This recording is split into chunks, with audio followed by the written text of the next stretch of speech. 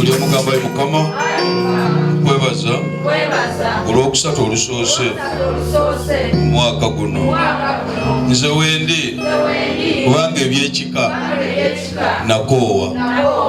Waliwo agamba nakoowa? Gamba nakoowa. Gamba ye Mukama ng'oli bebi singa tekyali kirooto Yosefu kye yafuna ne Mariya tewaali kuze. Gamba ku lw'ekirooto wawangula. Gamba nange olwalala ye Mukama nsaba ntegeere ekirooto ekinteeka mu buwanguzi bwange, kubanga obuwanguzi bwo bwatandikira mu kirooto.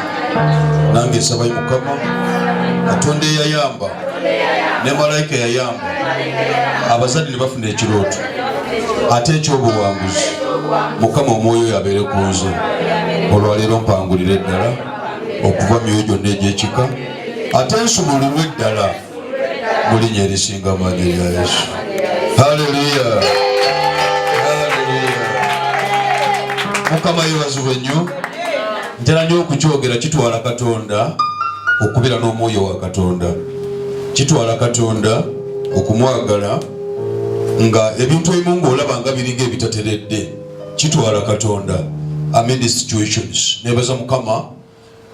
During the big days ennaku ezo we collected something like millions zaali obanga 3 n'emitwalo 6 mu emeka, millions 3 mitwalo 6 mu 2 mu 5, something like that. Naye nga twali twagala nnyingi nnyo n'okusinga awo. Amiina. Ne neebaza Mukama ezo sente nzibuulira baana ba mu nnyumba, atali wa mu nnyumba n'omugamba twagala millions 10, alabira ddala you have not collected money.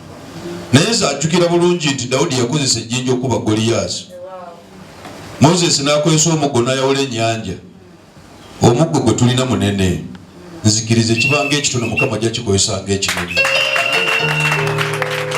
So I believe by yesterday I was in position okudepositinga million 8 mu mitwalo 9 mu mitwalo 5 around there, around that money. 6 ezo mbadde netegeeza kati waliwo abuuza ate musumbanga zaali 3 ate lwaki wawaayo 9 nejjako n'ebyange sometimes for the glory of God. For 3 days I've not eaten, I've not drunk. That's why omuntu abadde agenda nange nowadays soogeranga bulijjo. Nze omutima gunnumira nnyo ku bintu bya Mukama. Not because sina wa kusula ng'omuntu, sina kyakulya ng'omuntu, no. I have more than enough by God's grace.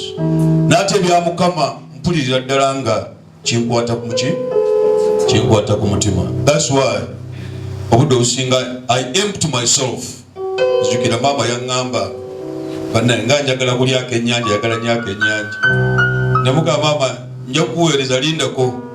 I made sure all the monies I have to deposit to the church account. Obeeka mulidde oba temulidde, don't ask me. That's why you ask why 3 million and I put almost 8 to 9 million. It's because ebintu bya Mukama I don't negotiate. Ebintu bya Mukama I don't negotiate. Kyekizibu kyembeera nakyo. Kubanga omwoyo kasita ayogera aba ayogedde. So there is some money I've put and by God's grace bali mu kuteesa, balina meeting zaabwe kati. I believe bali mu meeting era mgibaddeko online. Nga nkiwulira tuteekeddwa okushiftinga ebintu byaffe tuddewa ewaffe. Naye nga please continue to pray. Continue to pray because I talked to them for almost 3 hours this morning. Almost 3 hours. Gamba please nze nkoye obupangisa. Nkoye ki? And the money we have given really qualifies us to have our key. Yes, according to the plan we have. So Gamba Kabatule, they discuss with those who are in the UK so that they can let me know. I believe by today or tomorrow nze njagala answer positive for God's glory.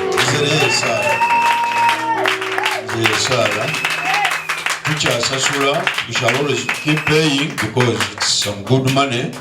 Naye nga nze nebaza Mukama nti Moses tiyagamba Katonda nti kiki kyolina mu ngalo nti Mukama sirina. Era this is the message. One of the messages I sent to them sawa nga 11 obudde nga bukya. Ebadde gawe to Mukama guno gwe muggo gwe tukubyeyo. This is some money which can be raised mu kaseera katono atenga tewali abanjako n'ekikumi. It is, I always tell them, this is people's money. It is people's what? Because I believe more than enough money, over 30-40 million has been my own money. When you get the money which you normally collect around. But I believe that's why Sabanyo Mukama buli omwayo yongerengo musumulula ki emikono atakitegere akitegere n'abaana bange abava ebweru n'abali ebweru nabo nsaba bwebanga bakomyewo oluusi bajjenga baripootinge. Si kirungi okusabira n'ogenda ebweru n'okomawo ate n'otangamba nti okoze ki. Yeah, there are people who are looking for abantu baabwe ate nga bayita mu nze. Kituufu because enjiri yawo era bangi baagala okujja ku femu bagamba enjiri yawo no si ya bulijjo. Bawulira amafuta agavaawa. But sometimes bambuuza abaana bange benasabira ne bagenda ebweru ate nange bakomyewo oluusi tebambuulidde. I get lost. Oluusi munsonyiwenga ebintu ebimu sirina time for nonsense. Mbanjagala omuntu bw'aba akuza akola ekyobukulu. Mukama yakola omukisa wali okaaba n'akuwa essanyu n'ogendawa n'okola. N'omanya nti Yesu twateekako omukono n'okola ki? Then bw'oba okomyewo I believe kiba kyabuvunaanyizibwa. Oyina okukola ki? Ogamba musumba akoze ki? Nkomyewo. Ne bw'oba tosabye kubanga kiwali oyagala wakifuna. Ne bw'oba tosabye ezo si ensonga n'ekikulu kutegeeza that I'm around. Ate noddeeyo muga Mukama ndeetera omwoyo gwa gundi ndaba ali luddawa. Ng'abeetaaga okusabira wano bayitirivu. Ate gwe kyo wakikubadde. Sina kiri ne gya Mukama togikola. Actually oli kikuuzi you are the truther. Kukuba kukuula. Embuto nyingi zojjemu. That's why nebaza nnyo omwana oyo amongeni. I'm so much indebted to amongeni. Katonda wa mongeni challenges my spirit. This lady. And there's some other people I normally see on Mukute Jenjawulo. There are people sincerely who put it, can even sell my property for that person. Waliwo omuntu gw'owulira nga sincere okukkiriza kwe kuli beyond human understanding. Ate nga Mukama kwakozesa.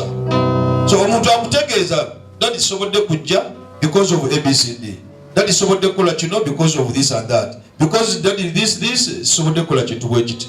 N'ogamba okay, let me stand in for you because you have informed. Amina. Kubanga nange ndi mukulu ate nawe oli mukulu. So sometimes abaana abo banchallenginga. Nfuna amasimu mangi ag'abaana ab'ebika ebirala. Abantu babanga bababuuza. They need to know their way out. Ne Mukama yebale. Ate babaweerezanganya enjiri ya wano. Some of them are pastors, some of them are prophets. Naye enjiri ya wano ebatawaanya nnyo. So ate banoonya abaana walawo babakomyewo bate bakomyewo bwe bityo. Okugenda ebweru kyangu nnyo. N'okuwangula ng'ogenzeyo nakyo kiki? Ate bw'oba ofunye ssente era okomawo. Kubanga ffe Katonda gwe tusinza ye nannyini ssente. Amina. Tasobola kutwala n'osigala kyekimu. Katonda ye nannyini ssente. So ne bw'okomawo n'ozimba ennyumba yo n'ogula ebidduka byo n'otandika bizinesi yo still jangu oyagale Katonda eyakujja wansi. This is the spirit. So abaana bamwe bagenda ebweru mubagambenga always to link me up, always to get me in touch so that I don't answer questions. Ate bagenda ne Madrid bye balagirira nakola kino. Madrid did apart. Malaika wayaje naletera Maria obubaka. Ye yamutika olubuto. Era ulira. Wano we yamala malaika disappeared. Malaika did what? In life Katonda akusindikira malaika. Ne bakiba kirota akusindikira ki? Okukuyisa mu mbeera eyo. Ne kati olumala okuyisa mu mbeera eyo Mukama agamba kati ofunye amagezi tandika okwerwanako. Bw'otategeera nti malayika yeyinza okubawo lwakaseera n'okijjanyiramu ate kikubawo. God sends an angel. He's always around you. The angel just appears and disappears. Buli mbeera the angel appears and disappears. So gwe bw'oba ofunye akaseera ako kakozeseze ddala. That's why abaana basinga mbaddamu in a humble, in a simple, ne bagamba no we must see this man. Kati ate ekikulu ku bo balekeraawo okunoonya abaana abali ebweru ne balandiko ga musumba naffe tusabire. Mpulira ekigambo kyo si kya bulijjo. Baba manyi nja kupakuka nga we bapakuka. No. Muntu aba alina obuzibu mba nteekeddwa okutegeera, mba nteekeddwa okumanya. Mukama mwebale kumwagala ekiteegaanika, mwebale kukkiriza Katonda oyo. Era nzikiriza byalutegekera mu maaso bikulu ongera okumusaba tumwegayirire for a common good atatuwa ebisinga okubeera obulungi. Amiina. Buli omugamba ayi Mukama wendisaba kirooto kyo, nsaba malayika yo entegeeza ekirooto kyange ebeere ku nze ate ontegeeza olwaleero mu linnya erya Yesu. Nsaba otuule kalina Bayibuli embikkulireko ku Matayo. Praise soldiers, Mukama bampeera omukisa. Worship team and the rest bewale kusinza Katonda. Tesobola kwaleka kyekimu. Tesobola kuleka kyekimu. Nsomera Matayo essula ya 2 olunywa 12 awo nina kyenjagala twebuulirirewo. Abooluganda, as she takes that reading, nina kyenjagala tutegeere. Teri buwanguzi obuva mu bbanga. Gamba teri buwanguzi buva mu bbanga. Amiina. Obuwanguzi bubaako ekirooto. Obuwanguzi bubaako ki? Bubaako ki? Obudde obusinga tufuna ebirooto ebyenjawulo ne bitukuba naye nga twali bikubye. Bitukuba naye nga twalikoze ki? Naye tosobola kukuba kyotategedde. Oyinza okuwangula omulabe gw'otamanyi? Njaga tutambulire wamu. Oyinza okuwangula omulabe gw'otamanyi? Tedijjamu eddoboozi ne patience. Oyinza okuwangula omulabe gw'otamanyi? Abawano mulekeyo. Oyinza okuwangula omulabe gw'otamanyi? Kati muzuukusa. Ndaniza okukola ki? Omanyi sitaani ono mulimba, walaba nga ogenda kuwangulira mu kigambo ekyo akuziba mumwa. Kati Julius walandika okusumulula omuliro obanga abitegeera ne woviira wano obanga wabyerabidde. Kubanga tubayasamiza ki? That's what the Bible says. Oh Lord, open my lips and my mouth shall declare your praise. Oh Lord, open what? Buli lwentuuka mu ofiisi yange nefukamira ku ntebe essaala yange ebeeremu. Oh Lord, open my lips. Jamu obunafu bwange ompa amaanyi go. Ompe n'ekigambo ki, meaning when I step around ebigambo bya Julius babivuddewo. Kati buli kyowulira wabaawo akintumye. Wabaawo akoze ki? Kibaako ekibaluwa kibakuntumye. I'm going to interpret ekibaluwa kibakuntumye mu linnya erya Yesu. Amiina. Yes, somebody has sent me to interpret something for you. Amiina. So this is the spirit of interpretation, the spirit of wisdom. Nayenga, nobody can always overcome anything unless you have a dream. You have a what? So all these people who have overcome, ne Yesu mwenyini had that vision, had a dream. And the dream here yalichimu to reconcile people back to God, to preach repentance. Abantu badde yani. This was Jesus' gospel. Yoka kati bino ebisigale bitawanyiza bwerere. Ebisigale yali nyongeza. So he had a dream. He had a dream which he interpreted. At the end of the day, bunange tubeere baddembe. Amina. So that's why today nino omuntu ogugambe era tugenda kutegeera ebintu ebyo. Nina kintu kyempulidde. Omuntu okutegeera ennyo ekirooto sitaani kyaleeta. Ekirooto sitaani kyakola ki? Waliwo omwana afuna ekyo n'agamba bannange ono abadde Katonda kale raba bannange twalidde bulungi ennyama. Oba leero embaga egenda kubeera wa n'agenda kulaba mwaka ku mwaka ennyama tegikola ki? Kyekyatawanyanga wano Moses. Buli kadde abasumba bagenda bamugamba olaba mwe muli banyankole mulunda nnyente kati ezente bugagga n'omwana yongera kwavuwala paka banamuwa nusu kakaaga. Mukama n'amukyusiza embeera ne mubuulira n'ekirooto kitegeeza ki? Teyaddamu kuziraba. Bw'ataddamu kuziraba ebisigale byabiko twagala n'ebudde omukazi ne tumugjayo. So when you have a poor interpretation of the spirit, automatically even what comes out is bad. Kibanga okubanga ofumbya amata ne bakugamba nedda bw'oba oyagala amata gawomenya tulabe mba tuziteekamu sukaali n'amata gateekemu ki? Omunnyo. Gaba gagenda kubeera malamu? Naye omunnyo bw'oguteeka mu nva teziwooma. Kati when you mess up things, you also get messed up. That's why waliwo njagala ngenda kusomesa ku tuno ngende ku birooto ebyo ebimu kubanga nabiwulidde nnyo. I was seeing abaana bangi nga balina ebirooto bingi naye nga babitegeera bubi. Kati mu kubitegeera obubi kireeta kulemererwa, kireeta bondage. You cannot have your overflows and possessions when you don't know what happens in the spirit. Kubanga bino byonna byolaba ebweru biva mu mwoyo. Buli kyolaba kuggwe kitandikira wa? Mu mwoyo. Teri kigwa. Never. buli kimu kitandikirawa.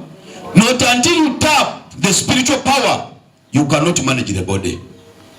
You cannot manage the body. That's why you need to tap the spiritual power. When you tap the spiritual power, ebisigadde ojja kubiwangula. Amina. Waliwo mulamu wange yali wano juzi nabbanja namulabako wano wa ku Sunday. She was disturbed by the husband nga yafa. Naye nga akisirikidde. But the day she came and said, no, Pastor, ABCD happens in my life. I had to step in the house. That night, everything stopped. Everything did what? I believe nene chimutegeeza nti omusajja ono kituufu alina Katonda. Within 3 days namugamba genda otandika okukula business n'agitandika. She's self-employed and she earns a lot. Naye ayimirira wano wennyini. Naye nga bawo yali talina musango nakuba wa bwereere because yali yamuwoowa n'erinnya yalikyusa. So it was a soul tie. Not until you defeat the powers in the spirit are honored. Oteekeddwa okutuuka ku level bw'oba olaba omufungo omumanyi nnyo ng'omulengerera eri ng'okola ki? Oba oliwa olya kyenjogera ng'okola ki? Wali wakati wakateekeddwa okutuuka ng'omulabe wo olaba bulabe ne bw'oyogera ekigambo tekikuluma ne bw'oyogera ekigambo tekikukosa okola ki? Omugambo oba yogera oba toyogera naye nze ngenda wa? Kasota tuka kuseri mulengerera eri manyi omaze omukuba. Omaze okola ki? Ne bw'oba ng'okyajja nga mukyalya nga mukyanyumya nga mwebaka muzannya volleyball oyo kuba. Kola ki? We are going to some power. Kubanga ekintu kino kyayamba Yesu ng'akyali muto. Kerode bwe yagamba mugende mulaba omwana tumutwalire ebirabo. Mpulidde kabaka w'Abayudaaya yakoze eki? Azaaliddwa. Tumutwalire ebirabo. Kerode yali ayagala kutta Yesu. Yali ayagala kumutta. Yali tayagala kumuwa birabo. Naye yali ayagala mujje okubanga yali azaaliddwa n'ekitiibwa. Nsomera Olugero 12 Fawuza. So ngenda nikirikaawo. Katonda bwe yabalabulira mu kirooto. Katonda bwe yakola atya? Yabalabulira mu kirooto. Yabalabulira wa? Mu kirooto. Wawuliddeyo nti yabalabulira nga basinza? Yabawulira beebasa? Yabawulira yabalabula bali mu ssaala? Katonda yakola atya 12? Katonda bwe yabalabulira mu kirooto. And being warned in a dream baleme okuddayo eri not to go back to Herod, ne baddayo ewaabwe mu they returned to their own country by another route. Amina. Buli lwajja wano ekkubo ly'oyitamu lyeri musiri eyo naye oteekeddwa okuva ononga otuusiddwa mu linnya erya Yesu. Oyinza okuba ononga engoye zezimu naye ng'omwoyo gukoze eki?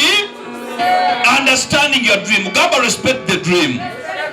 Understand your dream to overcome. And being warned. Being what? Katonda buli omu amulabulira mu kirooto oba musamize oba mulokole oba tayagala Katonda buli omu amulabulira mu ki? That's why dreams have power. Dreams have what? Power. We normally have our dream night. We had the 31st. Dreams have power. Let me tell you, without a dream, you can never have any way forward. We can have a night dream, a chiro. You can have a revelation in Gawebase, no from a chiroto. Ngawebase, wabudu usinga batu bafuna bwebate ebiroto byabwe. Ngabakoze eki? Ngabebase, lwaki bebase? Bwaba yebase, omubiri guba gufudde. Emisana wano, when Julius gives a prophecy, is because he has a division.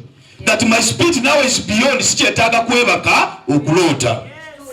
Nti kati de omwoyo aloosa ali munze ne bweba nvuga eyinza okuba nga olaba message ogenda okutomera naye nga muntu ogamba message okesooka ekole ki n'ogiwa ekitiibwa ne bagamba omusajja oyo musiru kati emmese mu kifo ky'ogitomera oba omusota ata no but the spirit has told me ogwo si musota. Respect it. Do what? Respect. Yeah, Katonda kitonda, it is in the likeness. Respect nature. That's why mwana yagamba singa tuligenda mu ggulu n'osanga okulya enkoko okugisala kuogisala kyali kibi. Who will survive? Who will survive? Waliwo atasaddaakanga including Julius. Singa olisanga ne bagamba nedda okutta ekiyenje kyali kibi. bameka balina ebiyenje mu nnyumba sebimeka Katonda oli mulabako. But that is nature. That is nature. Kyolabanga ekiyenje kirina kye kirya mu nnyumba yo ne kikuyamba. Lyolabanga ekkovu lirina kye likola gwe n'ofuna obulamu. Kibanga obuuka obeera munda nga tumaze okulya the bacteria. Bw'obanga tebuliimu n'olya emmere, bw'obanga tebukikutudde okubuto okutumbeera butumbeezi bwe buti. Olwala bulwazi n'ofa kitegeeza bacteria obuli munda obwetaaga bumenyamenya ki byolidde. Katonda atulabulira mu birooto, gamba atulabulira mu birooto. Era bw'oba totegedde omwoyo oyo ow'ekirooto, abooluganda omwoyo ogwo guba mubi nnyo. Sitaani aba yakuzingako you are a moving dead. Otambula nga tomanyi kigenda mu nsi ey'omwoyo. That's why sitaani asobola okutwala nakozesa kyonna kyayagala, kubanga tomanyi kyapeninga wa mu nsi ya mwoyo. Naye bwe balaba Yesu ng'azaaliddwa, balabulirwa mu kirooto. Soma olunyiriri olwo ogendeko wansi 12 tandikira 12. Katonda bwe yabalabulira mu kirooto baleme okuddayo eri Kerodi, ne baddayo ewaabwe mu kkubo eddala. Bw'obanga basenga olina okweraliikirira, bw'oba olwoteekeddwa okumanya ekigambo kya Katonda tekyeraliikiriza, awo oba omaze okuwangula. Odiddeyo mu kkubo ki? Yesu bakulaba ekkubo lyerimu ly'oyitamu, naye gwe omuntu atambula ng'oli munene, wakyusiddwa, walokoleddwa. There is a new person in you. Amina. So you have been changed. You have been changed. Amina. Yes, this is it. So ekirooto kikulu nnyo your life. Ekirooto kikulu nnyo. Ate kikulu bw'oba tolina mwoyo oyo avunula ekirooto nga kisika abantu okubaleeta ewa Katonda. Don't interpret. Because when you interpret, you push people to the devil. Abantu abavunulira ekirooto ng'obambaza maanyi ga sitaani. That's why guno guba mwoyo oteekeddwa okuba ng'omanya ekituufu. And the spirit must mwennyini oteekeddwa omulaba nga kugamba omanyi guno mwoyo gugwambazizza, genda otandika okukola ekintu gundi. Nejjukira ne lubaale zikikola naye nga zaagala ki? Kwawula. Osobola okukola ng'olina obuzibu obukujjidde ne wajja ekirooto ng'olabira ddala oli mutuufu. Kibanga bw'oba ogobya omuzimu, osobola okugoba omuzimu ku musajja oba ku mukazi, n'ogamba gwe wali muka gundi toddamu kujja. Ne bagamba atuguddemu. Omanyi kyakukola? Ne gujja ne gukwebakako. Wano waliwo abantu nga wali olooseeko ekirooto ng'omwana wo mwebaseeko oba akwebaseeko, obanga owooluganda oba taata oba kojjawo ng'akukozesa, naye ng'amazima amatuufu tabadde yeye. Buli omwoyo gwakyusizza foomu, kubanga gumanyi ono ate bwegendereze. Sitaani ayagala nnyo omuntu gw'oyagala ennyo. Era bw'olaba kiri okigobi ajjira ddala mu kifaananyi ky'oyo nti togenda mugaana. Kubanga oba onoomulaba ogenda muwerokaminga. The devil is so tricky. Is so tricky. Bw'omugobera ku ajjira mu bbi. N'otantiiri Mukama ng'akuyigiriza amakubo agagamba kino Musumba yatugamba tuteekeddwa ekigoba. Ddala kino Musumba nalibadde ndaba Musumba ng'ajjira mu kirooto ng'akola ekintu bwe kiti? No, si kituufu. Kino faya ng'okomerera omuliro. Ng'okola ki? Ne bw'otakola ekyo gugamba takitegedde. Kati leka n'enkya tuddire mu Julius. Tukole ki? Naye ng'amazima guli omusamba gwe guli gwe baakwambaza. Guli olubaale lwoli gwe baakwambaza. Gwe gali amaanyi agabali gakutawaanya. Kati gwe n'olowooza kizza yagakwambaza naye nga geebuzizza mwoyo ne gamba n'ekyambalo ky'oyo gwe gakubeeze mu busibe. Era omaliriza ogudde.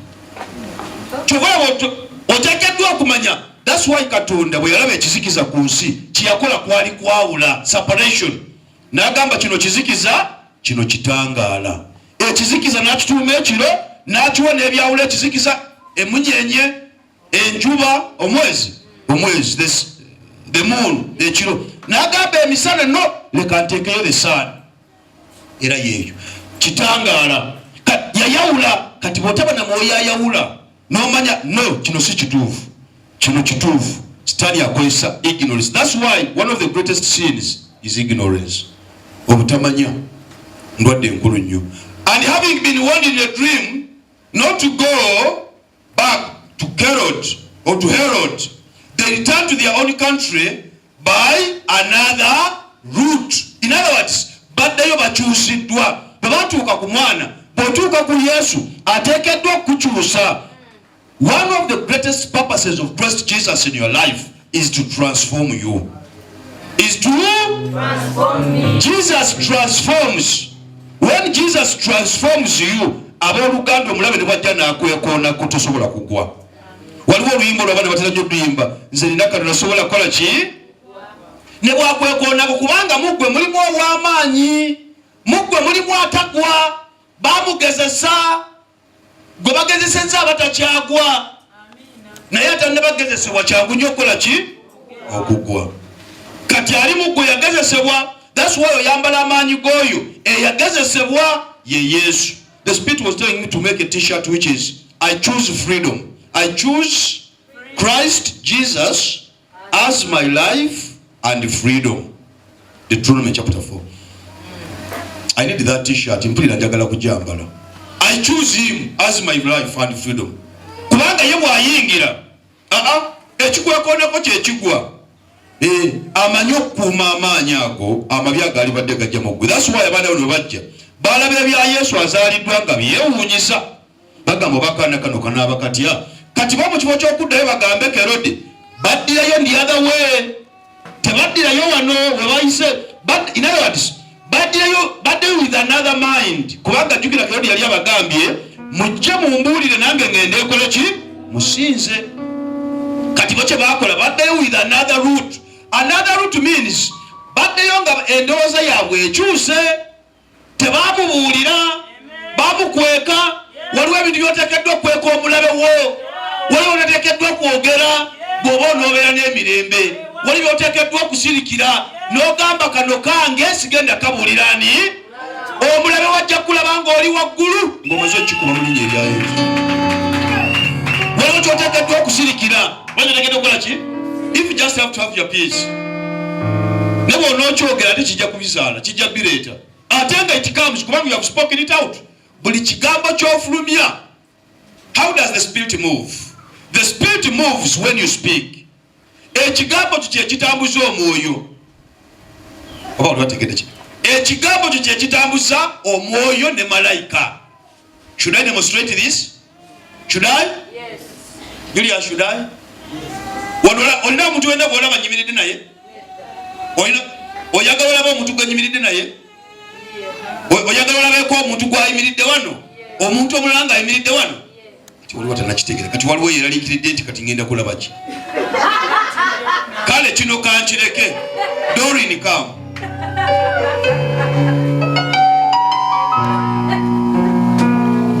Has Doreen come? Doreen yazze? Obadde ali wano? Kiki ekimuleese? Doboozi, muyisi, kigambo. That's the Spirit.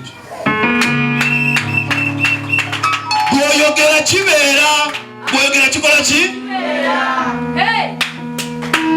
Waliwo akitegedde kano okukirawo. Kati waliwo ekitasobola kubeera kubanga tonnayogera. You must confess that if it is to happen. She has not been here. Ne bw'ogamba anedda kino si kyayagala kibeewo. Doreen genda. Wali? Ani amugobi? Kigambo mwoyo. When you speak, the Spirit acts. And when you speak, the Spirit hints onto what you have spoken. Amen. This is the manifestation of the Spirit. Kati ebintu ebisinga bwe kiba kino oteekeddwa okukyogera, oteekeddwa kikonfesinga, oteekeddwa kikola, gwe n'ofuniramu obuwanguzi. Amen. Bwe kiba kirungi bwe kityo bwe kiba. Bwe kiba ekibi era nakyo bwe kityo bwe kiba. You speak the negative and the negative comes. When you speak the positive does what? Kyobala bw'obeera ogamba bannange buno obwavu omuntu, bannange leero omwavu waakufa. Amazima amatuufu g'otambula otta bantu. Kubanga you are confessing the negative. Omwavu wakola ki? Babuno obwavu omuntu ali buvaamu. Bw'ogerako wekka kubanga gwabweyogerera. Kyangu nnyo okubeera n'omuntu ng'omugamba ebibi ebyo naye ng'amazima y'omutima gw'omugagga. Gwe manyini buluma ggwe. Tosobola confessinga bwavu ate n'ofuna obugagga. What you confess is what you receive.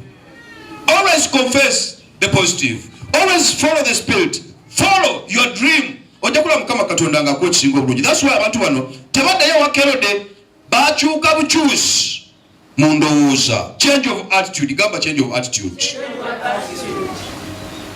When the attitude changed, Kerode tebamugamba kubanga bana bakyagenda okutira omwana tekiriyo. Okumanya omusajja ono yali muzibu nnyo nga ayagala okutta Yesu. Yalabanga bonna bamukwese n'agamba kati buli mwana omuto atannaweza myaka egi atiwe, kubanga yali akimanyi bulungi Yesu tannaweza ki. Naye abago bagenda okutta baali bamuddusa dda, babalabulira mu kirooto. Wano wabali taliiwo, ali Misiri. Olaba amaanyi ga kirooto. Singa Yesu yali waawo ogamba yali lutonsa. Respect your dream, understand your dream, and you'll overcome with the spiritual world. That's what wandika akalota akataba kamu. Step in the spiritual world and understand your dream. Yingira mu nsi ey'omwoyo otegeere ekirooto kyo wangulireyo, kubanga obuwanguzi obusinga bwonna bwolaba buli ku bantu butandikira wa mu kirooto. So baddayo through another route. Nsomera 13 Fawza yangu yako. Laba bwe bamala okugenda Malayika wa Mukama n'alabikira Yusufu. Yalabikira ani? Yusufu mu kirooto. Era muki?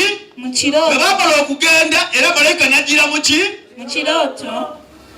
Ng'amugamba nti waliwo awulidde nti yajjanga basinza, bajjira mu ssaala, bajja balya ennyama, yakola atya?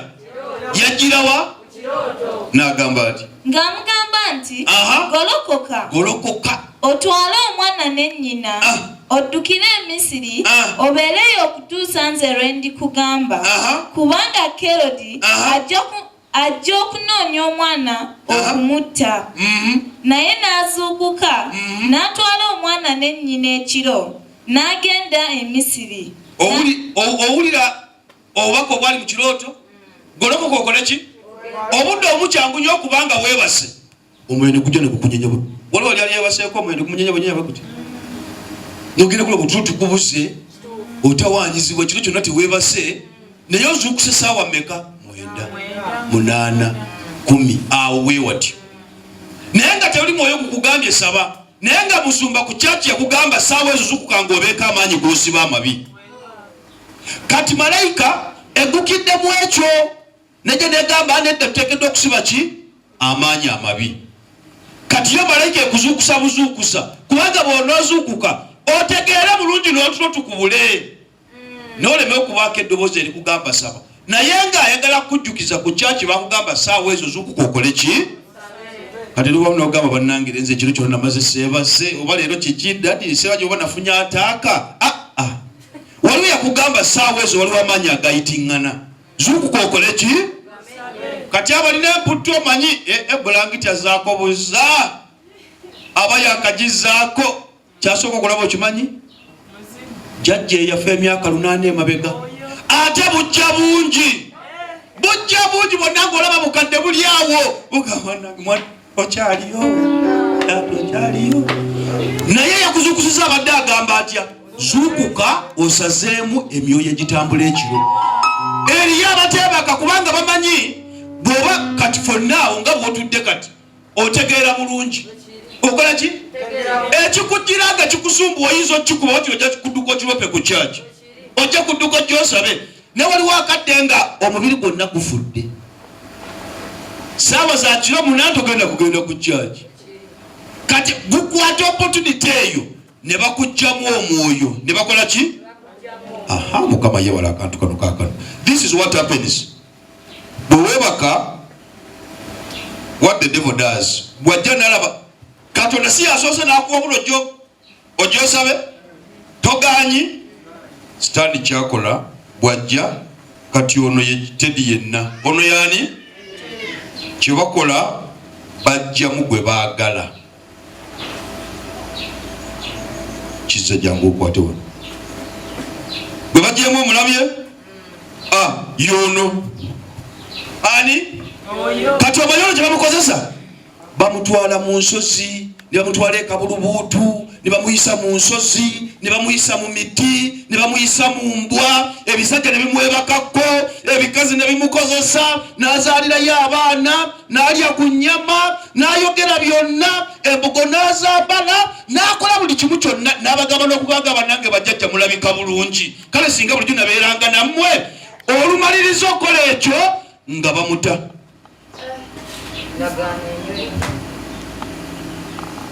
Wali wategeera kye njogera?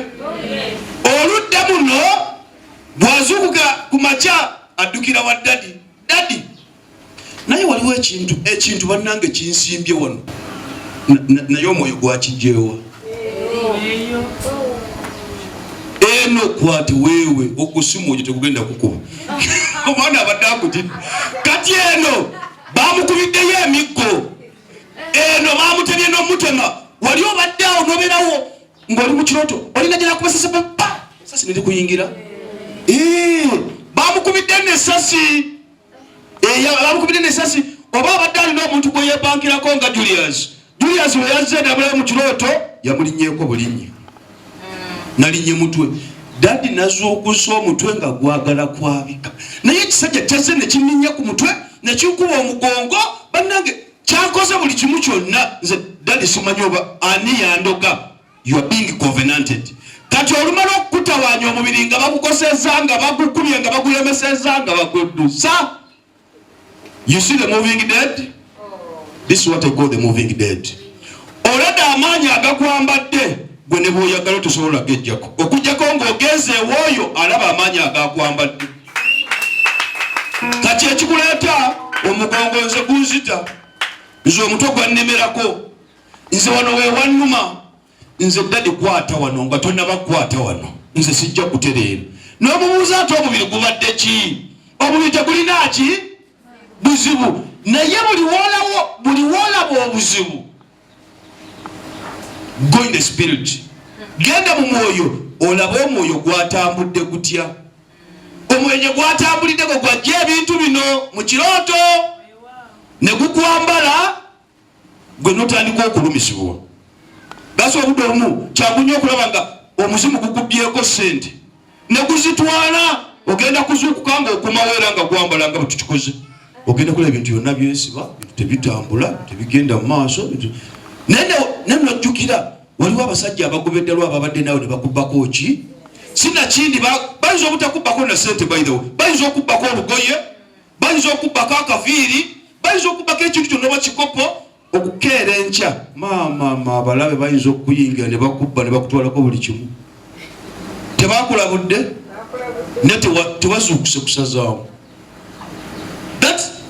Kano kanyambye amazima n'embeera nako. Mu bulamu bwa bulijjo you need to care about this. About what? Guno gwe guteekeddwa okubeera omuyonjo and in total agreement with God. When this spirit is in total agreement with God, ekibiri kino ne bali kitawaanya batya? Agakatonda kigenda bakuba. Kigenda kola ki? Oba oli wategeera kye nnamba? Nina kye njagala because I saw it. It was disturbing people. It was disturbing people. Bagenda kukuba. Guno mubiri gugenda kulwana. Kibanga bano abagamba white blood cells. They are fighters. They are defenders. You cannot do anything and they leave you. They defeat you. Girwana, they protect your body. They protect the immune system. That's why abantu bagamba nedda. Mu corona fuba okulya ebintu ebibala. Fuba okulya ebintu eby'amaanyi ebibala ebyo fruits lya bulungi. To boost your immune what? System. So that when, for instance, siri mutatta. True false? True. Musa. Siri mutatta. But you know what kills? TB. Omutwe yalwadde ebikakampa. Olubuto. Gundi olubuto lwamwefuulidde. Naye nga engatusesa alina siriimu. N'akawuka kaleeta what is called an opportunistic infection. Kind of the immune system. Now the immune system brings other diseases. Kati buli ekijjanga kikola ki?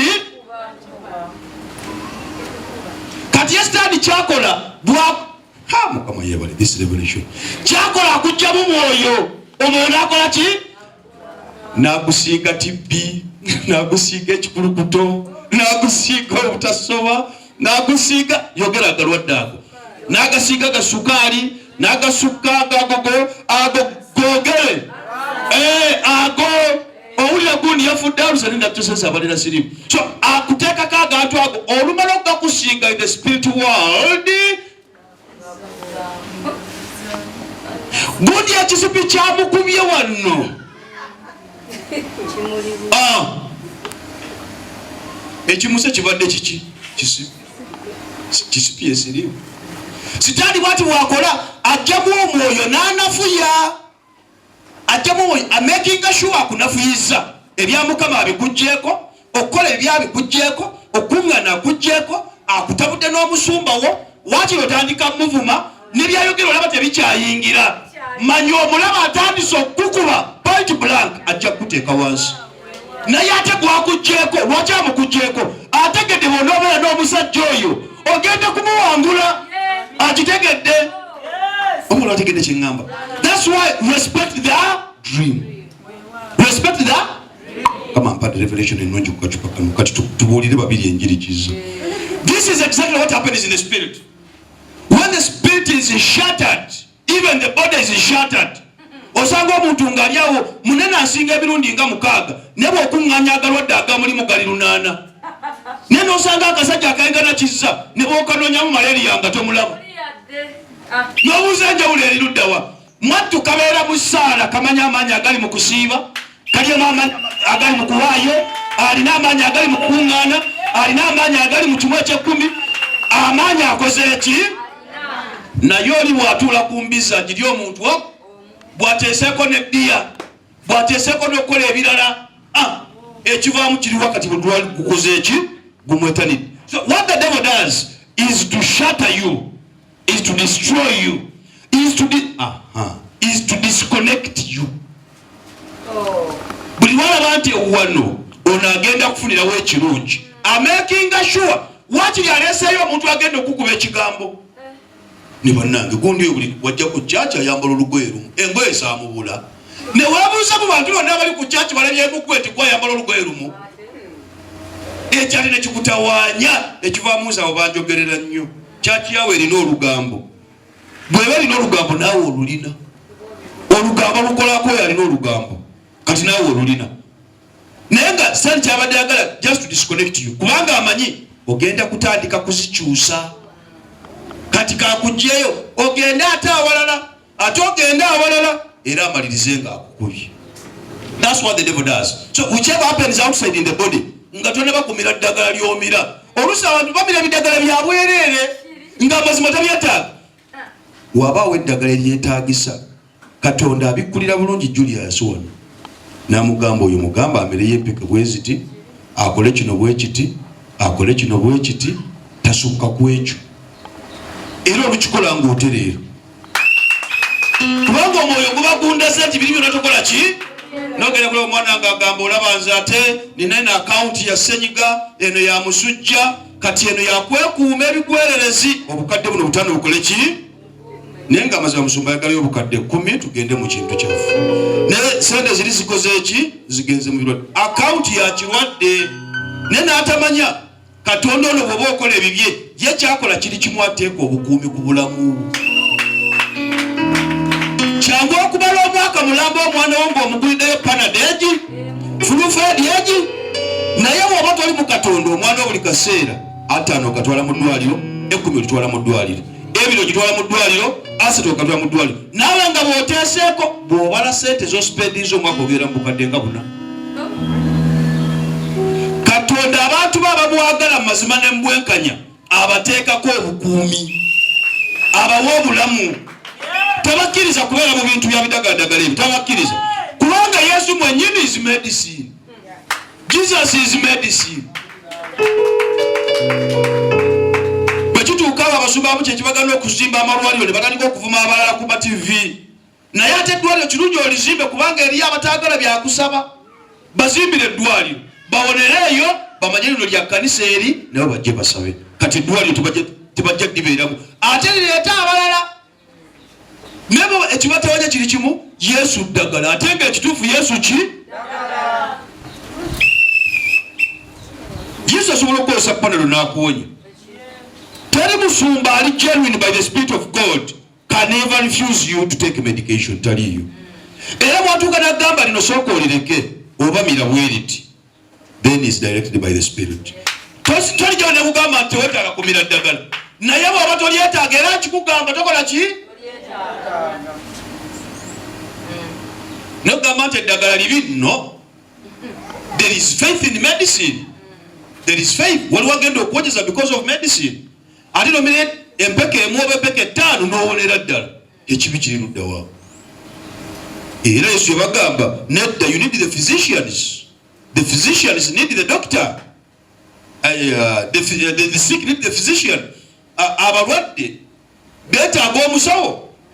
Kati omusawo yaaliwo era yayagaba eddagala. So eddagala olyetaaga naye oteekeddwa okumanya kiki ekyakulumbye, waloose eki, walabye eki, nga tonnaba kumira ki?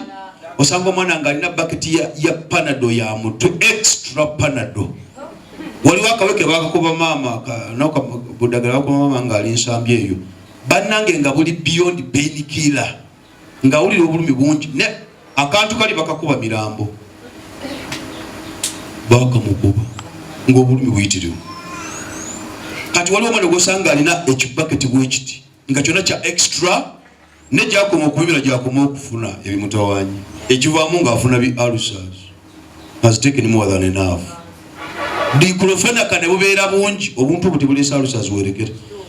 Obona ne bumwongereza n'omubuuzo wange emanye ekireeta omutwe. Sooka ogenda okakkane bakwambuleko ekyambalo. Bw'ona oyambulwako ekyambalo ekyo ogenda kubeera.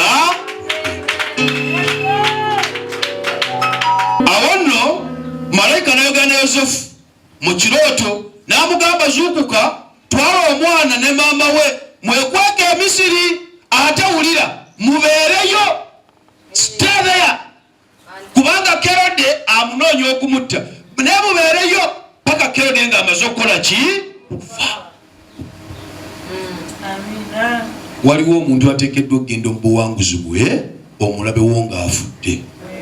Mukama ansase, it's bitter truth, but this is it. Kisabira muntu yenna kufa era sigenda kusaba saala eyo. Ne bwe tugamba Mukama buli ekibadde mu kkubo lyange kyonna kiveemu, teweekanganga omwana waakufuddeko. Teweekanganga omuntu gw'oyagala ennyo ng'akugenzeeko. Ne wagambye otya? Mubeereyo paka Kerode ng'akoze eki? Bagamba paka Kerode ng'amaze otufugira ddala emyaka 5. Asooka abeere ddala kabaka tagenda kufa. Bagamba ng'akoze eki? Waliwo ekintu ekimu ekiyinza okutawanya omuntu ng'omulabe tannafa. Abooluganda nga tolifuna mirembe. Naye what does the Bible say? Stay there. Ogenze wa Julius, beerayo. Beera wa? Paka omulabe ng'amaze okusaanyizibwawo. Okubeerayo eyo ku kyaki ng'okuŋŋaana kisika ekisa ekisaanyawo omulabe wo mu mangu. Kikusikira ekisa. N'agamba beerawo paka omulabe wo ng'akoze eki? Ng'amaze okufa. Kale kigenda kusikira amaanyi agakugirawo omulabe. Kigenda kusikira amaanyi kubanga omulabe ng'akyali mu kkubo. Let me tell you, Moses bwe yali agamba Farao aleke abaana ba Isirayiri bagende mu nsi Katonda gy'abasuubizza, yatuuka akadde n'atandika okuteesa buteesa ne Farao. Farao is a spirit of limitation. Musambwa gwa kkomo. Farao is just a symbolism of a demon, a strong demon. Esiba gwe guno omwoyo ogutaliiko kkomozebwa mbajagala okukola ekintu kyange sikimaliriza ebyo. This is Farao. Yatuuka akadde Moses ng'ateesa buteesa ne Farao. Naye omanyi abaana bano bate bagende bawe saddaaka eri ani? Bwe tunaagenda ffe tujja kukusabiranga. Olabanga bw'ateesa mwoyo w'amagezi. Kubanga amanyi kati waliwo ebituuse ng'ateekeddwa okuteesa n'omulabe alyoka amuggyeko ekirungi. Togenda ogamba gwe olina amasabo fire. Sooka omuli omugabo bajjajja bagamba ki? Leero bajjajja bakuloosezza ki? Jjajja Ndawula mwali baamu mwali. Leero bannange olugoye lwo lwambadde Muteesa kuwa emboozi. Bana bajjajja bano bannange nabo baatujjira. Muwe emboozi. Olumala omugambe naye omanyi waliwo ne jjajja God wali omuwuliddeko. Jjajja God otalabika naye gyali. Ate ebyambalo bibye bino kwagala, kusonyiwa, mirembe, okulaakulana, ssanyu, saddaaka ye kwebaza, saddaaka ye kumusinza, tyetaaga musaayi gwa kinyonyi. Ate oyo jjajjanga mulungi osobola okumutwalako jangu tugende waddati. Tomugyeyo naye omuleese otya omudde magezi. Muteesezza kabaddati tukaba tubisanga tubyokya ajja kwokya. Ajja kwokya. Ajja kukuba eddogo likukubya accident. Oteekeddwa okuteesa. Wali bitaaga okuteesa. So malayika yagamba Yosefu mugende. Naye Herode ateekeddwa okumala okufa. Ateekeddwa okumala okukola ki? But was a dream. So assuming there was no dream. Kano yali tasindise kirooto. Ono teyalifudde? Now, ebirooto respect them. Gamba respect the dream. Ebirooto bijja kuwabula. Ekirooto kijja kugamba kijja kumpabula. Ekirooto kijja kulaga buwanguzi. It comes to show you freedom. A point of freedom and a point of bondage. A dream communicates two things. Gamba two things. One, it communicates freedom. Two, it communicates bondage. Ekirooto kimu kireeta bondage, kikulaga nti wano waliwo obusibe. Ekirala kikulaga nti wano waliwo eddembe. Wano have broken through, kati yongera okusiba. Wano wakyaliwo obusibe, kati yongera okusaba. Wano kino kirimu ekiti sazaamu. Kino kiriza. Tosobola kukkiriza kyotamanyi. Tosobola kusazaamu kyotategedde. That's why emyoyo. God is a spirit, and so is Satan. So being spirits, when you read John chapter 4, verse 24, it says God is a spirit, and those who worship him must worship him in the spirit and in the truth. But when God gives us a dream, he gives us a dream for self-defense. Gamba self-defense. Buli muntu mulamu ateekeddwa okuloota ne bw'aba musamize. But why? God gives you a dream so that you can defend yourself in the spiritual world. You can defend. So when you defend yourself in the spiritual world, when you come out of the spiritual world, even in the physical, you know how to do what? To defend yourself. Kubanga oba wakirabye. Amen. So that's why Mukama atuwa ebirooto bino. So that you can bind that which is negative and lose that which is positive. Mukama akituwa to bind kusiba ebibi. Tusumulule ebirungi. Ogamba no Mukama kino kibadde kibi, kino sikikkiriza nsazaamu. Nkola ki? Sazaamu. Kati onosazaamu kirolegedde.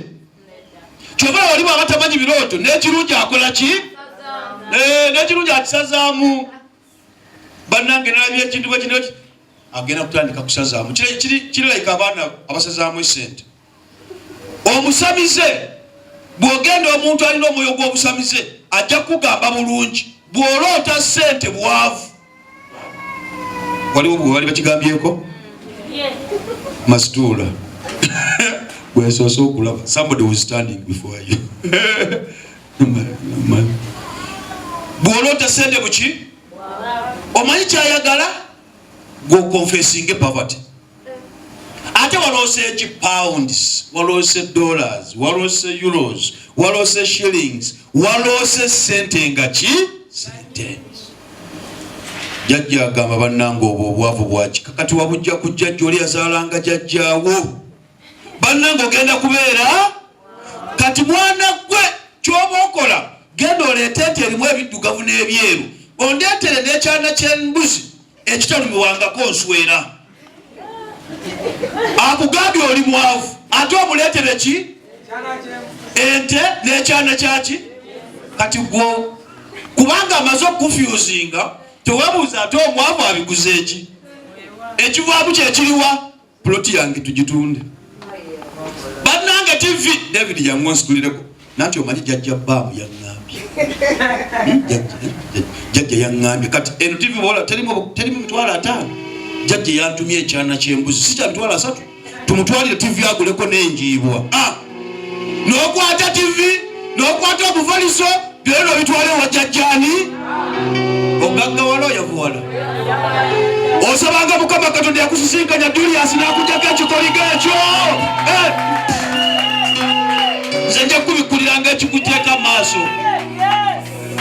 Aye n'otandika okonfesinga bannange buno obwavu. Kati ate amazima jjajja bw'oŋŋambye ekijjukidde. Olaba oli jjajja oli yazaalanga taata nze kankujjukire wadde nali sinnazaalibwa ne maama yaŋŋamba oli yafa ng'alina n'ebiku mu mutwe. Era sente ewuwe. Kyova olaba abantu bano bagezi. Akuwa ebisente ebirimu ekituli. You know the symbolism of this? Real poverty. Real what? Nga tunateeka sente mu nsawo zo sooka oteekemu sente ensiru. Baziyita sente ki? Waliwo sente ezigaggawaza nga nsiru? Nawe ng'odduka sente ensiru. Gwasooka okuziriwala. Gwasooka okukola ki? Era ogenda okulaba osiriwala mpola mpola kinnalimu okutuuka jjajja bw'atandika okuzaalamu abaana. Ate buli kyozaazo awo omala obiweza ebyana nga 3 ng'obitusiza bwa Julius. Nze simanyi nazaalira bwereere. Tewazaalira bwereere. This is typically a sign of the Father of the God you serve. Tewazaalira bwereere kubanga sitaani ayagala ebyo ebitategeerekeka akuswaze. Tewazaalira bwereere bannange, tewevumanga nsi, tewevumyanga nsi. Wazaalira ddala ewa sitaani, wazaalira ddala era oli profesa mu kuzaala. Naye nga byozadde biri awo tebirina mirimo tebikola, biri awo byonna ebyo byayagala. Katugamba tojja kufuna kirungi. Kati bw'otandika confessinga poverty, naye omuntu alina omwoyo wa Katonda ekyo kyennyini kyafuula amaanyi. Teri muntu aloota sente ng'ateekeddwa okubeera mwavu. Oloota sente because you have the power to attract money.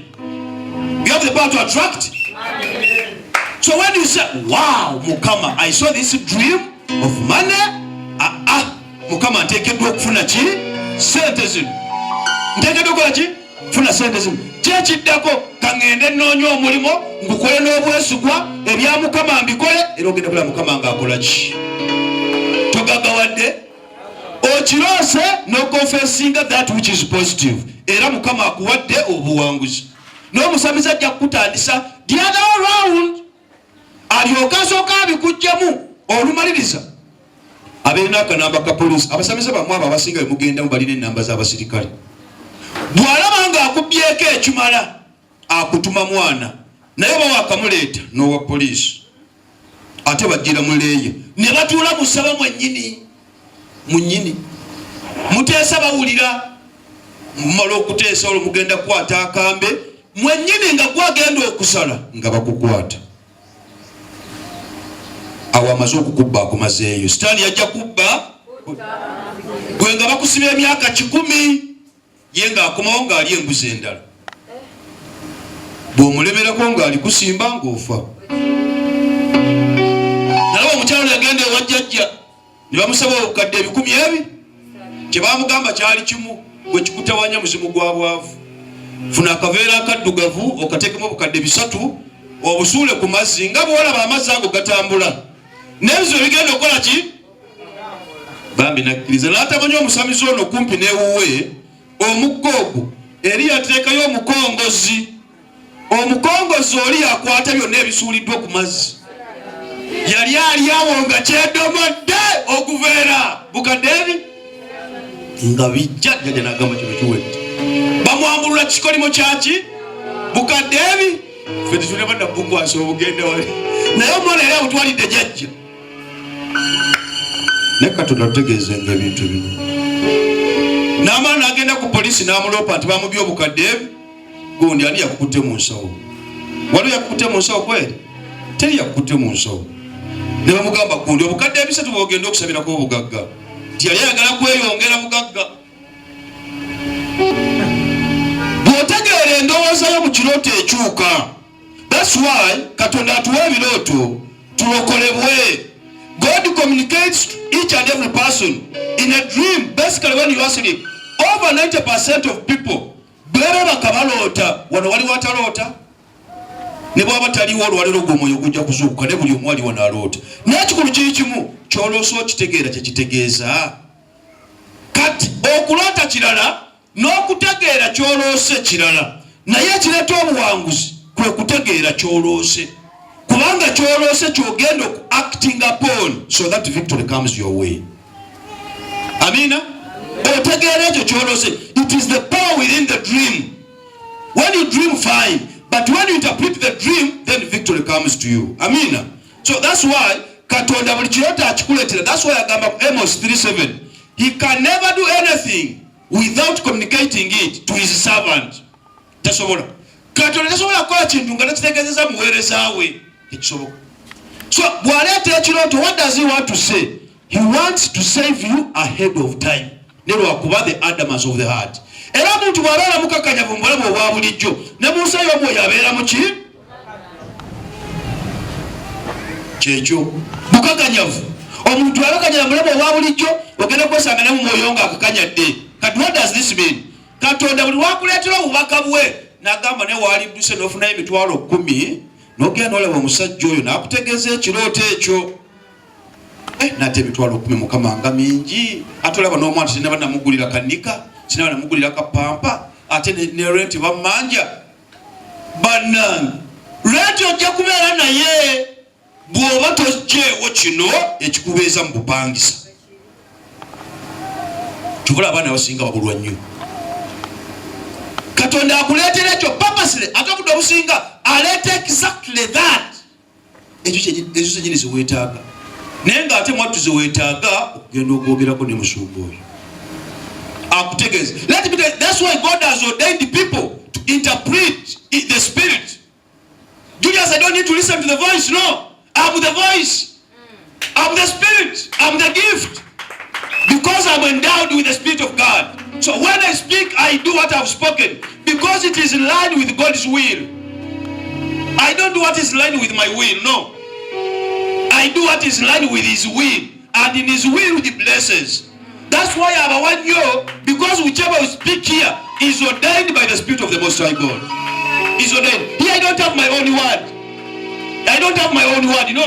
That's why when I just reach my table, I just say, Lord, open my lips so that my mouth can declare your praise. So for almost 3 days in bad days, we'll get an abantu. Just cut off. Even at home. For the first time I have not seen him cut off the hair. I had overfasted and I didn't speak much. Neka nyumidde kubanga kakutte mutwe ngamba kaka nengamba la bintu ya tata wako. Naye I would have had fun with this.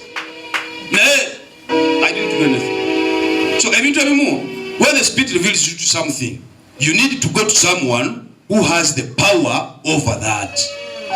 Katonda akuwadde amaanyi agasika ki sente, but you need someone to unlock you. You need someone to do what? Unlock me. Let me tell you, you people have a lot of hidden potentials.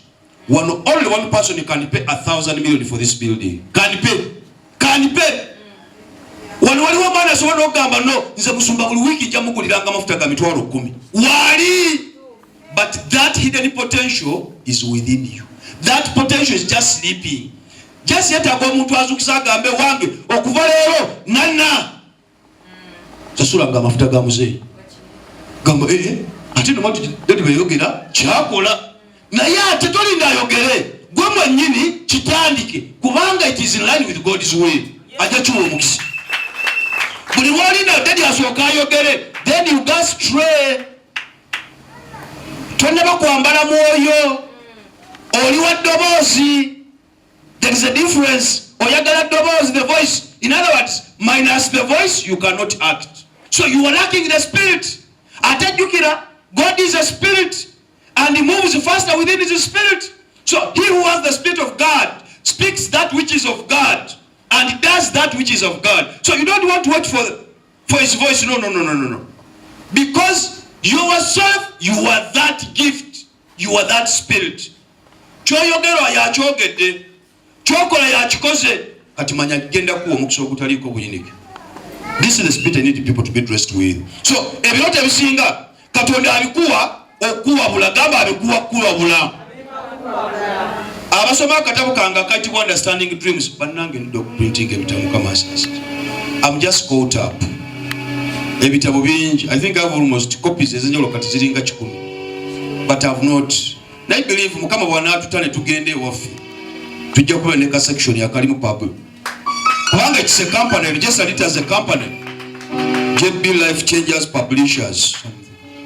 It's a full company of publication, not registering. So I don't just write them anyhow. They already earned a legal right. Your company najuwandisa. Ewandike ebitabo eyo najuwandisa.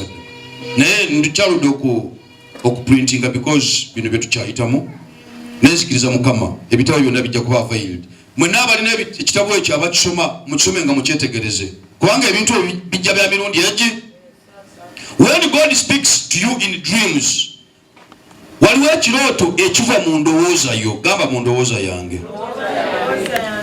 Waze ku church walabye Kizza ne Gaddafi ne bahajinga ne boogera baseka. Bwewaze waka ne weebaka kyennyini kyewalabye kyokola ki? Kyoloota. Ogenda kulaba Gaddafi nga bahajinga gundi tukabona. Bino si bye byabadde ku church. Kivudde mu ki? Waliwo n'ekintu ng'okirowoozaako nnyo n'oddemu n'okiroota ekiro. It is just from the mind. Because the mind does not sleep. It's always active. It's from. Now, otegera otya nti ekyo kibadde mu ndowooza yo. Ekikutegeeza nti kibadde mu ndowooza yo tekituukirira. Tekikola ki? Tekituukirira. Ne bw'oloota nga dadi yakututtako mu hali yanodde ewaka n'olaba nawe ng'ovuga ki? Ogamba dadi yatugamba bwe ndoota haliya nteekeddwa nange okola ki? Toligivuga. Kibadde mu ndowooza. Yakunyumidde bunyumizi. Yakoze ki? Kati waliwo otugatogamba naye nga batugamba ate bw'oloota kino kibeera. Kyabadde mu ndowooza yo. Wakiwulidde n'okyegomba kati okiroose. Naye ekirala, there are dreams that come from the devil. Gamba there are dreams that come from the devil. Ebiva ewa Sitaani bikubeeza mu masiga. Eva tofuna mirembe, tofuna ssanyu, buli kadde obeera otawaanyizibwa. So, ekisooka mu ndowooza yo, ekyokubiri wa Sitaani, ekyokusatu kiva wa Katonda. Kiva wani? Now I wanted so much to talk about those from the devil because I need us to bind them from day one, from the first service. Kubanga ennyonyi enkeeze mwatu yeri olusiringanyi. Waliwo ebintu ebyolaba ebiraga obusibe upon someone's life. Ate obiroota, ne bw'obiroota tobitegeera. Bw'obiroota ogenda kulabanga tebitegeerekese bulungi. Amina. There are some dreams from the devil that will always show you that you have chains. But sometimes you might not even understand that they are from the devil. Not until someone who has the spirit of discernment. Now, Gamba, this is from the devil. So, ebintu bino byetegereza. Waliwo obudde obumu oyinza okuba ng'oloota n'olaba ng'abantu bakuddusa bakugoba. They're just chasing you baagala kukuba. Ate oluusi ne bakutuukako ne bakola ki? This is real satanic. Sitaani yennyini yaba akwekubira. Ate mwattu bwe bakuddusa tova mu kifo. Olaba odduka ne tovaawa naye abakuddusa mwattu sipiidi gye baliko eringa ya kanyonyi. Waliwo yaloose ekirooto ekyo nga bakuddusa gwe emisinde togisobola naye abakugoba badduka nga nnyonyi. This is from the devil. Ebigere ne byesiba. Awo nno bwebyesiba oviira omuyologaba n'abasajja babadde bankubi babadde bakumala dda tewetaaga kumalayo gwakubiri. This is directly from the devil. Directly from the devil. Katonda naye kyenteekeddwa okugamba at the end of the day buli kirooto Katonda kyakuleetera aba yamaze ddo kinafuya. Aba yamaze ddo okukola ki? Ekyo mbadde nakyo njagala nkikugamba. Kati bw'amala okukinafuya gwakikugirayo. Olyoka okisibe kubanga bw'aba takinafuyiza let me tell you ne bw'aba Julius sirina maanyi gakiyimirirako. Byonna byandaga asooka binafuya. Yeah. That's why we understand to come locate my spirit. Locate my spirit means expose that which is not good in me. Locate my spirit. So omwoyo wokulemererwa naye yerabye alabisibwa mu kirooto ekyekika kino. Some people chasing you nenga emisinde gyodduka mitono nnyo. Abalala agenda kulootanga ne bw'aba atambula nga asula ekigere kizitowa kiringa baasi. Naye manyi ne baba mu kirooto alaba nga azitowa nnyo. Ate omusalaba nga n'okutambula tatambula. This is a very foul spirit. It shows bondage. No breakthrough. Abamu agenda kuloota ekirooto ekirala ng'akuba enduulu. Ne bw'akuba enduulu ogamba enduulu eyatuka. Agamba nange munyambe ekintu kino kigenda kuli. N'ogamba bamuddamu. Ayi. Abamu awo baviira mu birooto. Akuba enduulu but enduulu tefuluma. This is a dream from the devil. Ne Katonda akutegeeza kimu. Abooluganda omulaba akuli ku lusegere. Weetaaga okumumalamu amaanyi. Weetaaga okulosinga out ebirooto ebyo. Abamu balootanga, for instance, ali Kampala naye aloota ali Kabulubuutu Masaka. Buli kiro mwateeka omuntu wansi aloota Masaka ate bamuzaala eri saidi z'Essembabule. Ali mu Ssembabule ali mu kulima bitooke. Ali mu kituufu. Oli Kampala oloota Ssembabule zeewammwe kituufu ziroote ne Mukama akutegeeza kimu. Obuwanguzi bwo weebuli kubanga oli mu lusuku olima naye obuwanguzi bwo bwasibirwa mu kyalo. Bwasibirwa wa? Musumana loosendi ebiyembe mbibala bannange nga birungi twabadde ne jjajja ne taata nga tuli waka. Kituufu kirungi nnyo naye obuwanguzi bwo buli ludda wa? You still have bondage from home. Owewa kiso takolera ebyo Essembabule. Always you're just at home. Respect the dream. Gamba respect the dream. Respect the dream. Ekirooto kikiwa ekitiibwa. Okitegeere olyoka okiwanguliramu. Yes. Toloota kirooto kutya. Nina abaana bano abamu bw'aloota ekirooto atiira ddala atandika n'okukankana. Ekirooto tekirime nti kukukankanya. Ekirooto kirime nti kuwabula. Kukulaga nti wano kola bw'oti. Tekirime nti kukankanya, kukweraliikiriza. Abaana abo baloota bakankana nnyo batya nnyo. Agenda kulaba okuntunga kumutwala kubanga Musumba yagamba nti kino kya Sitaani. No! Ate Sitaani n'akikozesa kasonso. Abeera amanyi ono omwana alina okutya. Let me tell you. Omusota kale kangende ku mpologoma. Empologoma tesobola kukulya. Bw'oba ogituuseeko n'otafulumya lusu. Olugitegeeza nti otidde. Olusu olwo baluyita adrenaline. Buli lwafulumya olusu adrenaline lugitegeeza nti ono atidde ataaliika. Amangu ageekumirirawo. Ne buli lwagituukako n'ogamba kano kamunyeera kati gw'oyagala kya. Bw'ekutuukako naye ekola ki? Ekulaba bulabi. Ekivaamu ng'ekyusa akakira ng'ekola ki? Lwaki? Tofulumiza lusu olugitegeeza nti oliika. In other words, you have not feared. Wali wakitegedde? Waliwo abantu abamu baloota baafu. Dreaming of the dead people time and again. Dead people. Dead people. N'abaafedde be babeera mu nnyumba ye bagifuulana yaabwe. Ono bw'agenda n'aleetera abalala ne bamugamba kati tugende tukuleetere bajjajja bali abaakusabako b'otaalaba. Awo nga bagenda ogenda kulaba obukazi nga bujja. Naffe mwatufa abaaliwo mu kika kifa abaasookayo. Oba oluvaawo nga bagenda bakuleetera b'ekyalo. Ogenda kulaba Nsereko, ogenda kulaba Kamukasa, ogenda kulaba Gundi John, ogenda kulaba ab'ekyalo bonna bakola ki? Bonna babeera mu nnyumba yo. Kati ennyumba gy'ofulumamu ku makya n'ogamba Musumba bannange tusabire omukisa tugende tukole. Tulina by'ogenda kukola. Era ojja kutuuka kuno bajja kusangayo ng'oli ku mulimo. Oba kasitoma oba ni abaloga. Abaloga basuze naye. Mukama bw'ali kutegeeza ebintu bino abooluganda ebisinga olibiwangula wekka. Ojja kujjanga wa Julius mwebaza. Abaakusiba basuze nabo. Nate wategedde lwaki gwe wadowooza kimu nti ono bba wange. Ono ssenga kojja. ono jjajja ate namwagalanga nnyo nze namusibanga n'enviiri. Kale genda olaba ebyo dreaming of the dead people. Abamu balota amakeesi n'alota keesi ng'eyingira mu nyumba. Dreaming of coffins. Alota keesi ng'eyingira mu nyumba. Keesi y'omufu. N'omubuuza kati obukwate buli luddawo. Kitegeeza olina amaanyi agasika ebyafa. Olabye mwana ng'agamba azifa emisimu gyonna egy'ekika bagisiba ku nze. Olabyeko omusajja ayenda n'ayenda n'embuzi. N'ogamba nange tuganya abasajja olina amaanyi olina waaka naye ate akamyu waalikalese. Tekyalina ki? Tetuganyi abakazi abaagala waaka. Ne waaka akutuusa ku nte. Wangi tete bwe yaba akyali waaka oba tovuuse kisolo amaanyi gaba gasusse. Waaka. Dreaming of coffins. Olina amaanyi agasika ebyafa. Olina amaanyi agasika ebyakola ki? Abamu balota abafu nga bayingira mu mayumba gaabwe. Kyekyo.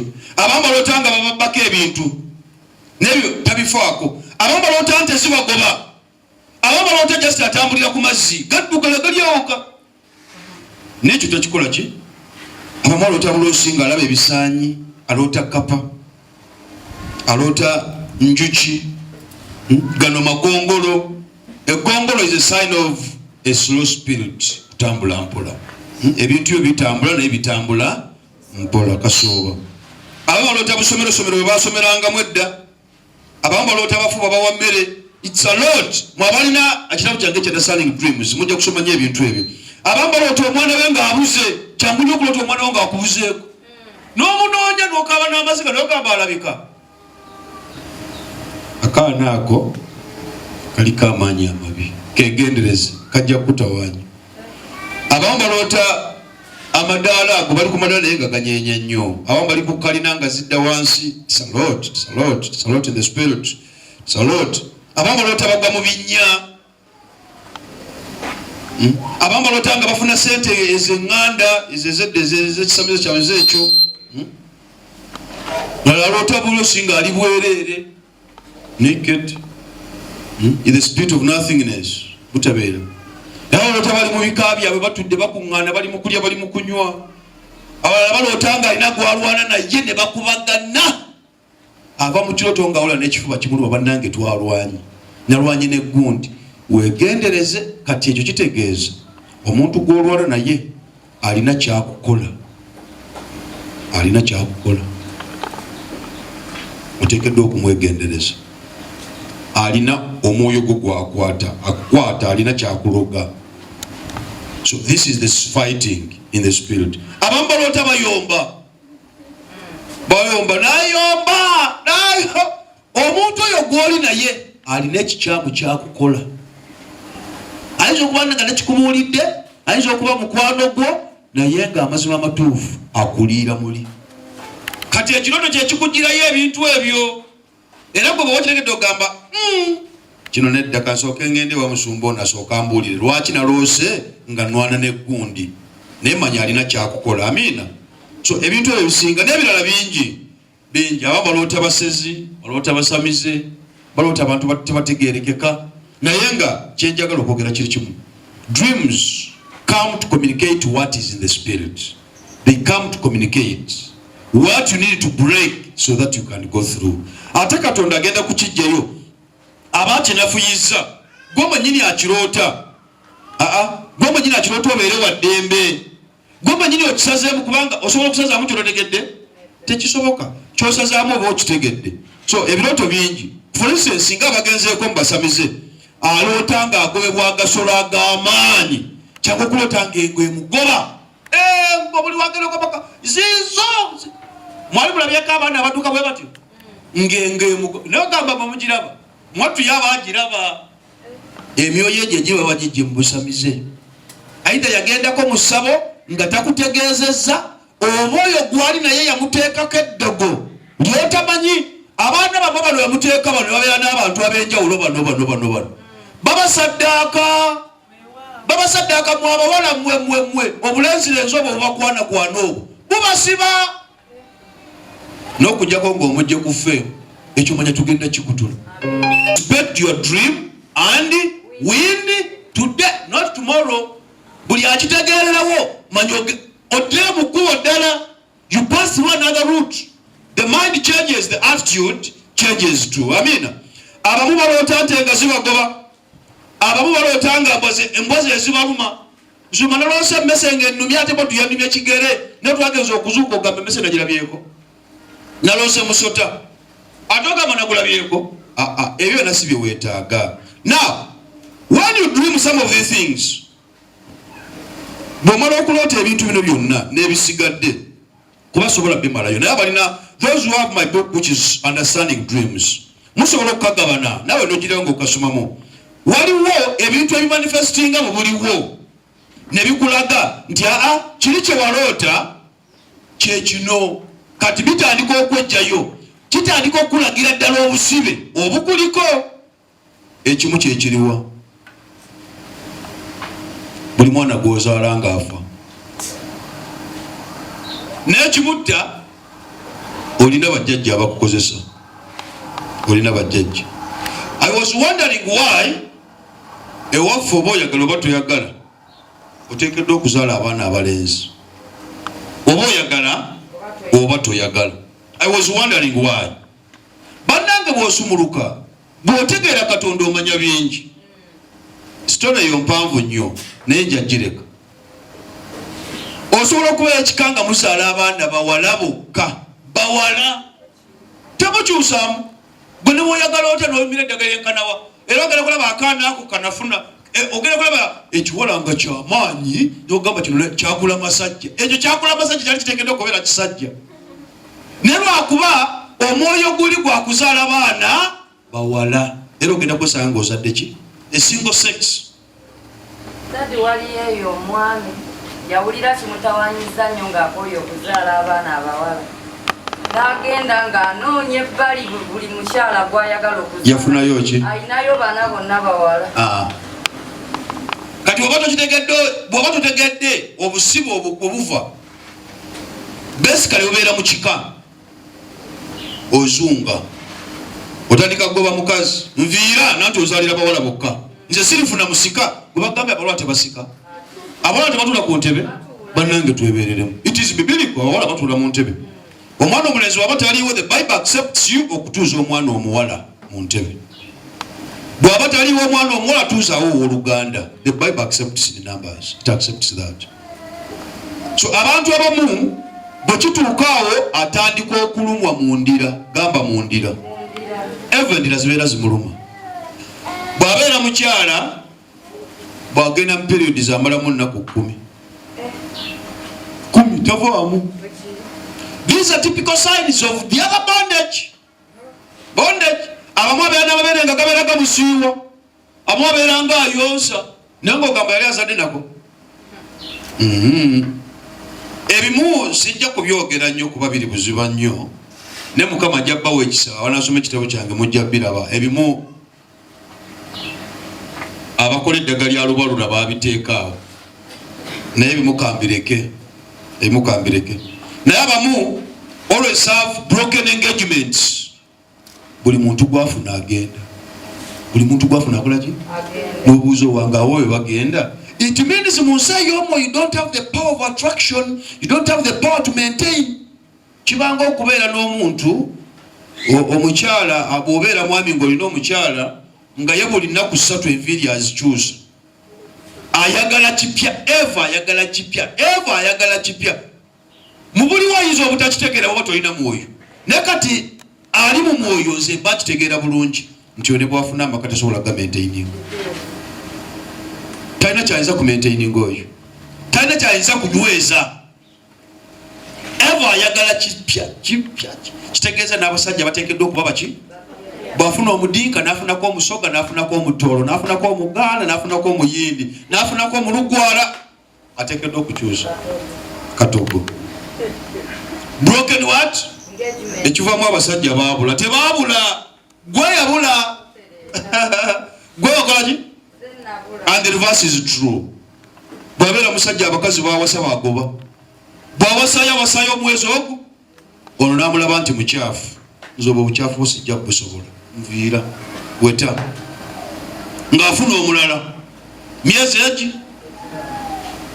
kati gwe ebintu lwaki wese tubyozezza tulaba buno obuuka nviira oyo ng'akola ki ng'aleetayo omulala kati engoye zange gwe nga tewazigolodde weeks 2 nze nyambala bitagolodde nviira oyo ng'akola ki ng'afunayo omulala ate gwe kati lwaki wakoma mu pittu olaba onsaana you are not my level oyo ng'akola ki ng'afunayo omulala naye naawe wabeera wakati olina namboozi gyonyumya omuntu atwala alinga alina omugogo alinga dole you are like ekidole you are a babysitter lwaki tompa kampani omukazi omulungi yenna ateekeddwa okunyumiikirizaani goba ge nviira kuva mu maka gange sibeera na dole tibampita tedibbeya gwe nawasa tedibbeya gwatanyumya ku mboozi oyo ng'akola ki kati mu mwaka gumu awasamu abakazi nga 10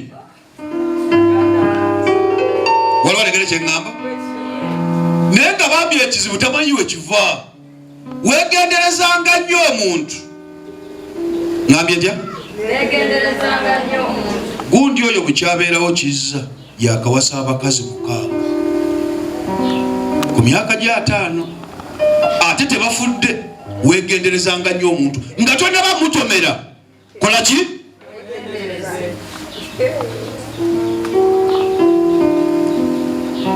ekyatwala omukazi eyasooka weegendereze n'omukaga kijja mutwala